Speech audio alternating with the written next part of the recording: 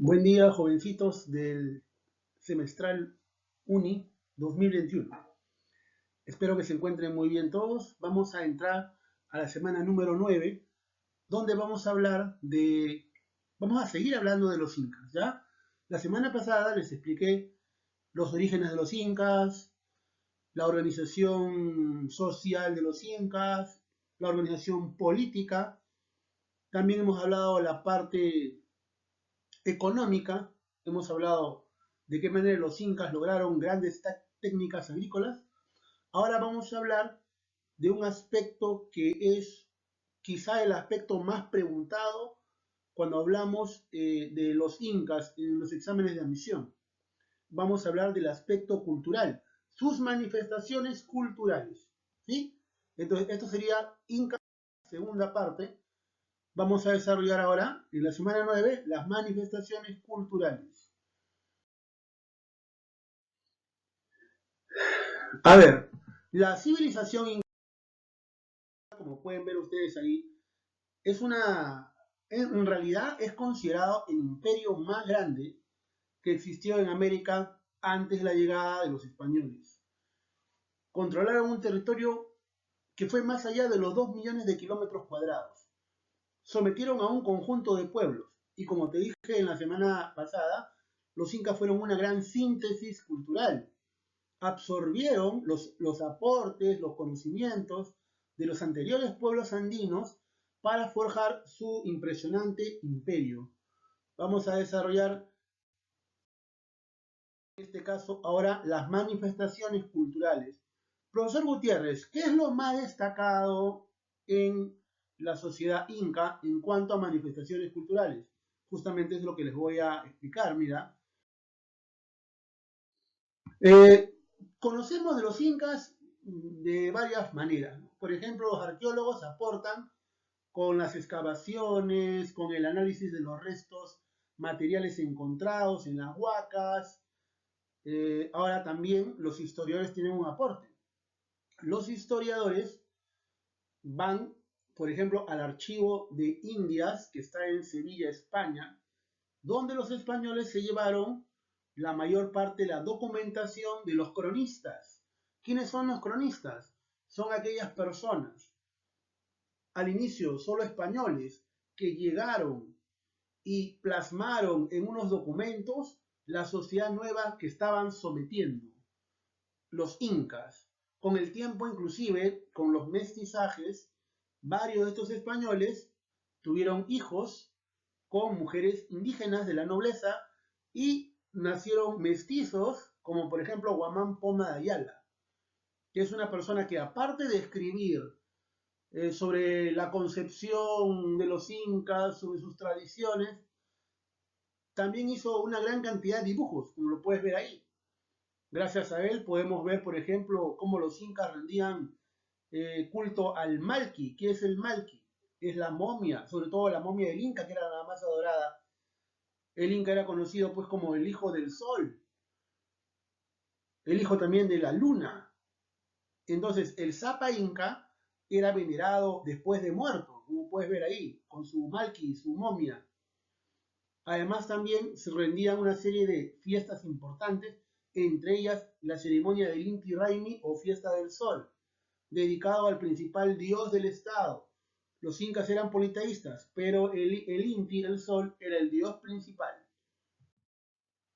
A nivel de educación, podemos mencionar que los incas tenían un sistema educativo al cual solamente podían acceder los grupos de la élite, o sea, la nobleza. Podían acceder para tener una educación para que puedan más adelante también ser parte del gobierno. Los de la nobleza, sea la familia del Inca, o sea, por ahí grandes curacas aliados del Inca, ellos podían acceder a la educación. Se les enseñaba, por ejemplo, conocer sobre su religión, sobre sus concepciones históricas que se combinan con las míticas en esa época, sobre cómo gobernar, también cómo dirigir la defensa del pueblo o de las posesiones incas, es decir, el arte de la guerra. Matemáticas básicas también.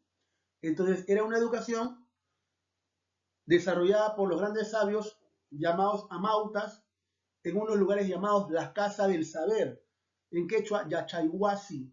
El Yachayhuasi era el lugar donde la nobleza inca se educaba en una educación netamente oral. No tenían ellos sus cuadernos, sus lapiceros, sino que tenían simplemente una información que tenían que retener, recordar, memorizar, ¿sí? Se han encontrado en excavaciones arqueológicas, por ejemplo, instrumentos de cálculo matemático. Esto podría ser considerado por algunos como el ábaco inca, la yupana. Se utilizaba con granos, posiblemente de maíz, para llevar cálculos matemáticos en esos cuadriláteros que tenemos ahí, en esa piedra muy bien pulida y labrada. Era un instrumento de cálculo matemático como la yupana. Los incas también tuvieron una gran cantidad de quipus. Recuerda que los quipus no son un invento de los incas, ni tampoco de los huari. Como decía la doctora Ruth Shadi, posiblemente los quipus tengan un origen en Caral, ¿sí? Bueno, el hombre encargado de leer estos quipus era el llamado quipu Camayoc, el que llevaba la contabilidad, sobre todo de las colcas del imperio.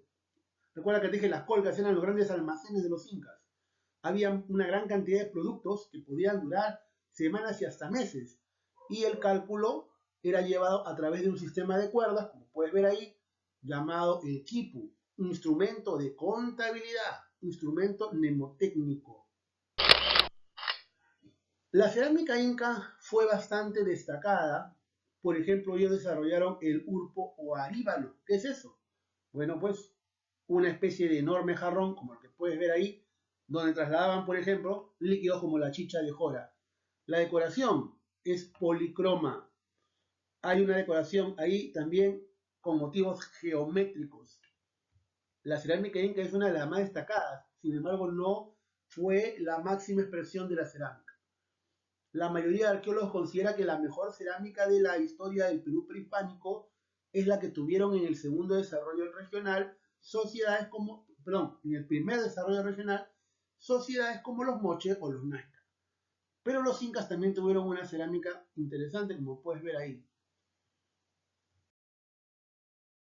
Aquí también tenemos los queros de cerámica, hubieron también queros de madera, finamente decorados.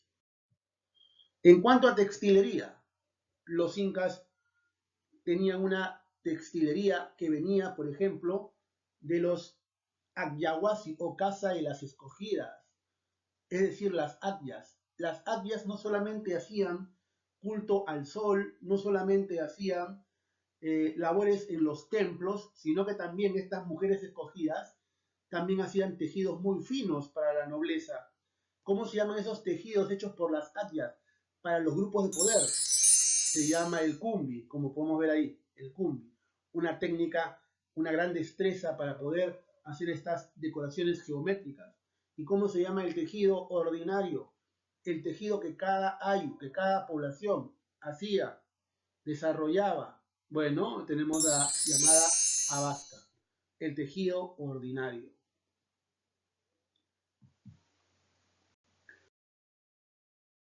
Los incas tenían una particular concepción del mundo. Quizá podemos vincularlo con la actualidad en el Perú, ¿no? Por ejemplo, muchos cristianos creen que existe, pues, aparte de este mundo, otros dos mundos. El cielo, donde estarían, pues, los santos, donde estarían, pues, los dioses o Dios, ¿no? Y el mundo, el inframundo, ¿no? El infierno, donde estaría, pues, la gente que se portó mal, ¿no? Eso es de la concepción cristiana. La concepción incaica no es plenamente igual, pero tiene algunas similitudes. Ellos también tienen una concepción de tres mundos, pero esos mundos los puedes ver, no son mundos imaginarios, ellos los pueden ver. Ellos pueden ver el mundo de arriba y pueden ver a sus dioses, a diferencia de nosotros. Ellos pueden ver al Inti, ellos pueden ver a la luna, ellos pueden ver a la lluvia, Payacaca, ellos pueden ver a Iyapa, el trueno, están ahí arriba, a su vista, ¿no? Entonces, ese es el mundo de arriba, conocido como el Hanam Pacha. Acuérdate, ¿eh? Hanam Pacha, mundo de arriba, simbolizado por el cóndor. Pero también hay un mundo de aquí, un mundo donde está la vida de los seres humanos, donde están las plantas, donde están los animales, como por ejemplo el puma que simboliza el mundo de aquí, donde están los ayllus, los campesinos trabajadores, donde el Inca también habita el mundo de aquí, llamado Kai Pach. Kai Pach. Y también existe un mundo de abajo, pero no lo veas como el infierno, sino más bien un mundo donde están la gente del pueblo enterrada, porque los incas enterraban a sus muertos, ¿sí? La gente del pueblo enterrada.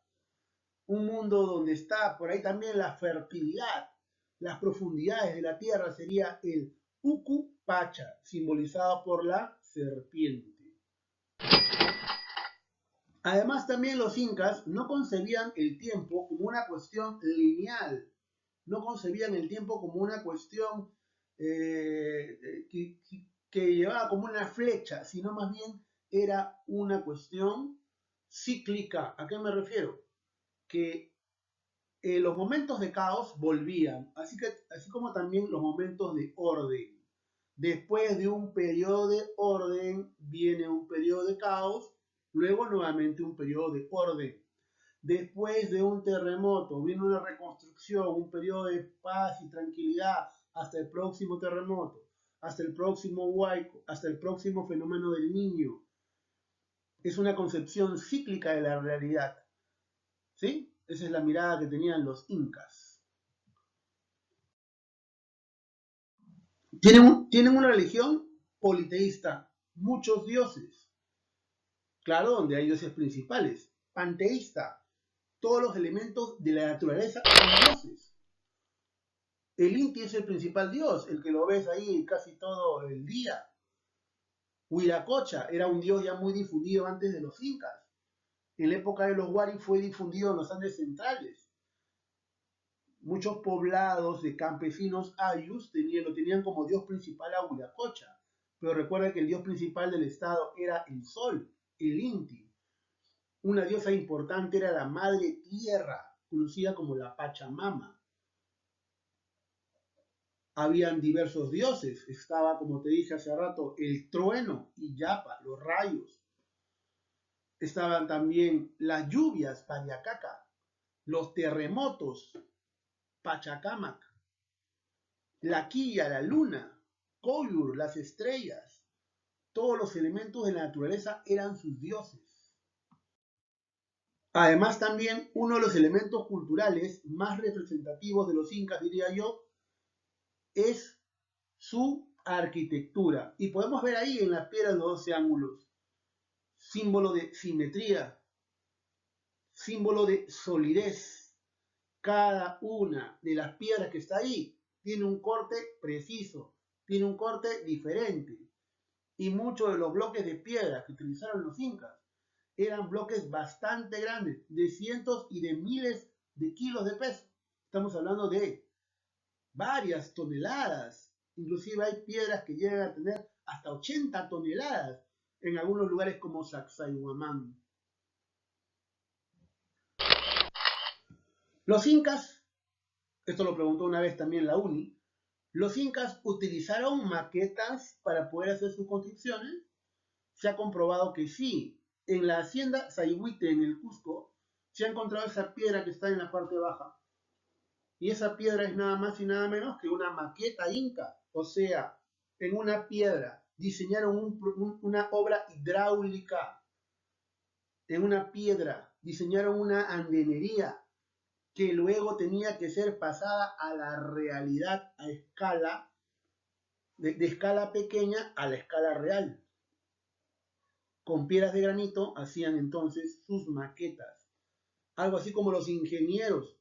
De repente varios de los que me están escuchando van a hacer sus maquetas a escala pequeña. Claro, no van a utilizar piedra, no van a utilizar otros elementos más modernos, pero ellos utilizaban la piedra. Fíjate la solidez de los muros incas. Fíjate la solidez de los muros incas. Parece que hubieran cortado estas piedras de manera caprichosa, ¿no?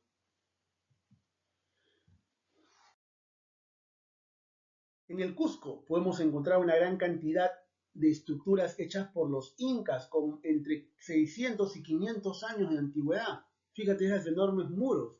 En la segunda planta los españoles han desarrollado su construcción con adobe, quicha y madera. Fíjate, espigas. Los incas tenían una técnica de unir las piedras con algo así como lo que hoy día hace la carpintería, la ebanistería. Especies de espigas para poder ensamblar muy bien la piedra y que tenga una mayor solidez.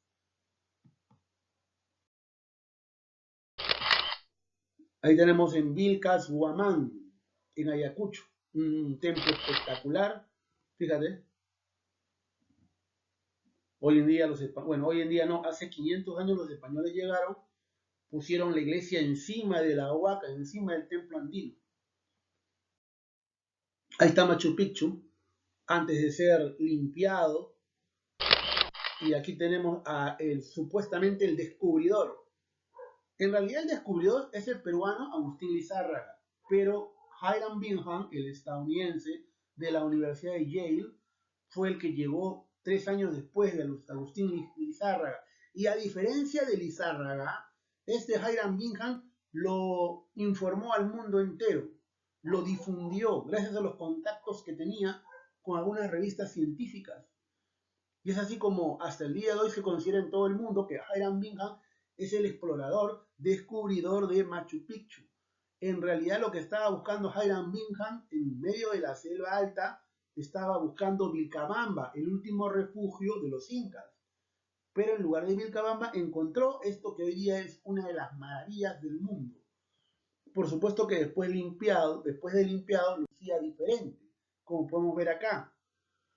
Una obra titánica, una obra hecha, bueno, hoy día ya no están los techos, la ciudad, bueno, la vegetación ha destruido buena parte de la ciudad, y ahí tenemos pues lo monumental, lo asombroso que es este sitio, enigmático. He tenido la oportunidad de estar ahí y yo sé que varios de los que me escuchan y todavía no han estado ahí, más adelante van a poder estar ahí disfrutando de una de las maravillas que tiene el mundo actual.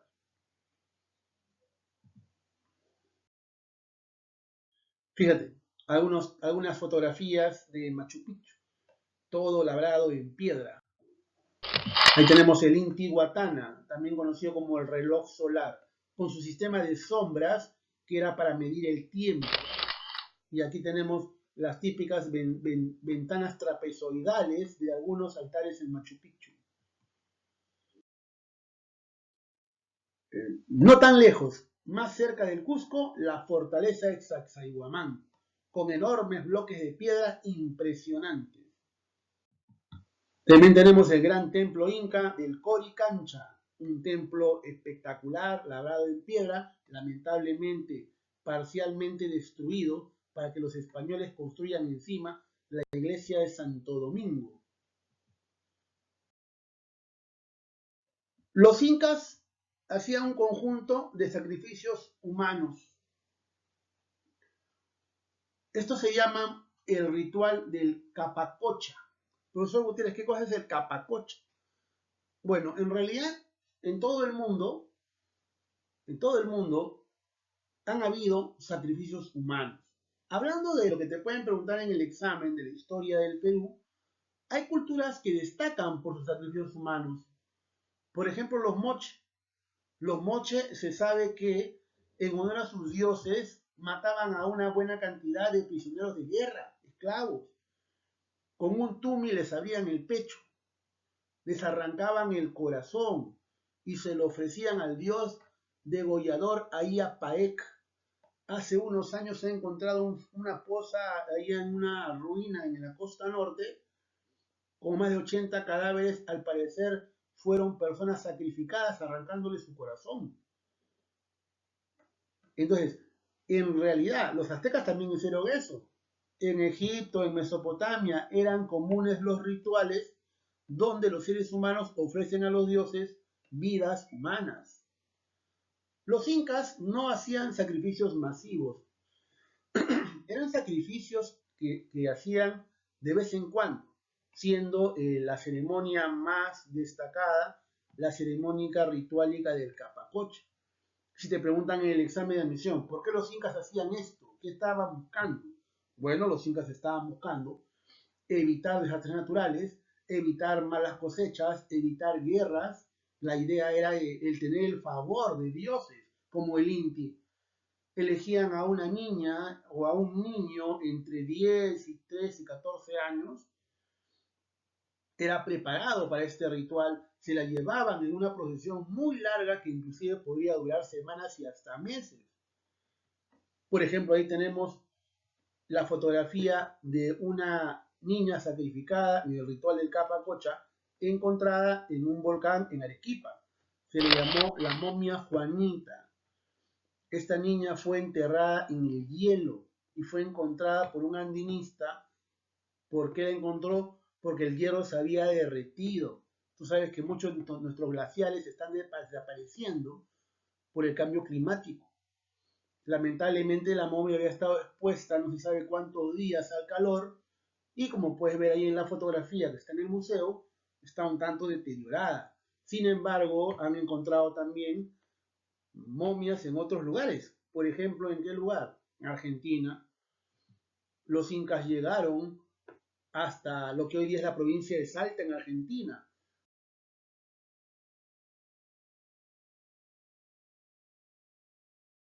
donde también hicieron un sacrificio humano en el Nevado Yuyayhuaco, a más de 6.000 metros de altura. Elegían lugares muy altos para que el Inti más fácilmente pueda recoger su ofrenda. Esta niña de aproximadamente entre 11 y 12 años es considerada como la momia mejor conservada del mundo. Fue llevada en una procesión durante meses a este lugar tan alejado en Argentina. Recuerda que los incas, cuidado con esto porque puede venir en el examen de admisión, los incas no solamente estuvieron en el Perú, creo que te lo expliqué la semana pasada. Los incas estuvieron en lo que hoy día es Bolivia, dominaron buena parte de Ecuador, dominaron una parte de Colombia, buena parte de Chile y una parte también de Argentina, o sea, en 6 países en total.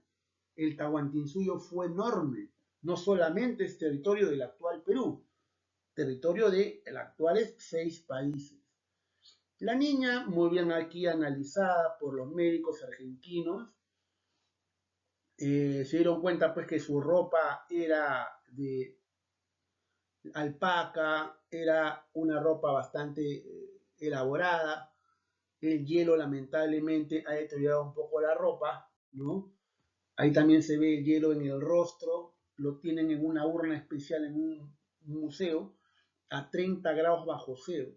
A esta niña no la encontraron porque el nevado se había derretido.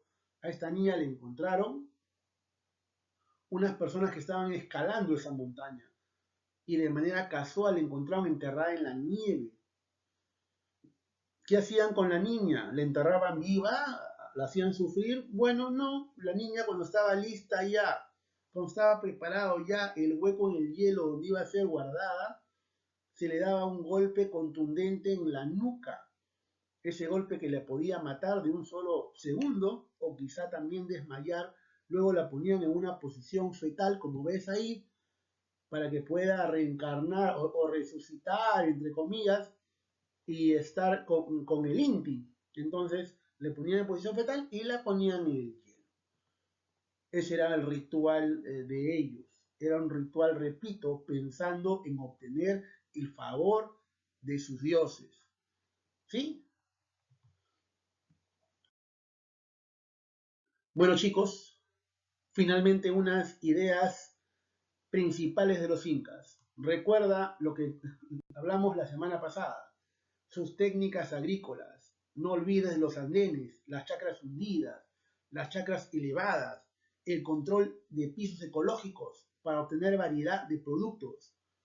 Recuerda también la organización política, donde en la cima está el Zapa Inca, pero también está el Auqui, su hijo elegido, que también tiene mucho poder, al igual que el gran sacerdote llamado Willac Humo.